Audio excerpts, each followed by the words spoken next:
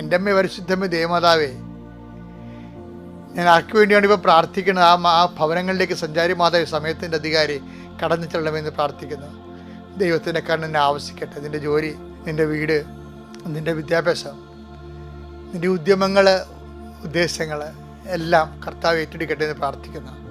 നീയുമായി പിണങ്ങിയിരിക്കുന്നവർ, പല വിഷയങ്ങൾ കാരണം മനസ്സുകൊണ്ട് തളർന്നിരിക്കുന്നവരെ കർത്താവ് ആരിപ്പോയിനെ ചൂടാക്കുകയും വാടിപ്പോയി നനച്ച് കുളിപ്പിക്കുകയും ചെയ്യുന്ന ദൈവത്തിൻ്റെ പരിശുദ്ധാത്മാവ് നിങ്ങൾ ബലം പ്രാപിക്കട്ടെ എന്ന് പ്രാർത്ഥിക്കുന്നു. കർത്താവെ, മുക്കിടം പോരാ കുടുംബത്തിൽ ഒത്തിരി ഭാരങ്ങൾ ഒരുമിച്ച് വഹിക്കുന്ന അനേകം മക്കളുണ്ട്.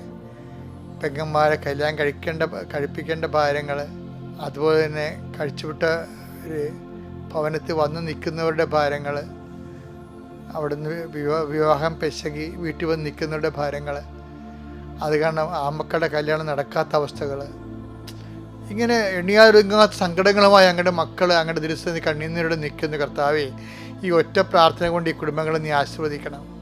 പരസ്പരം പല വിഷയങ്ങളുള്ള കാരണം അങ്ങോട്ടും ഇങ്ങോട്ടും പിന്തുണച്ചും ക്യാൻവാസ് ചെയ്തും വസൂലാക്കിയും ഗ്രൂപ്പിസം ഉണ്ടാക്കിയും കുടുംബത്തിൽ പോരുണ്ടാക്കുന്ന, പൗശന്യമുണ്ടാക്കുന്ന, മത്സരമുണ്ടാക്കുന്ന അവസ്ഥകൾ യേശുക്രിസ്തു നാമം നീങ്ങിപ്പോട്ടെന്ന് കൽപ്പിക്കുന്നു.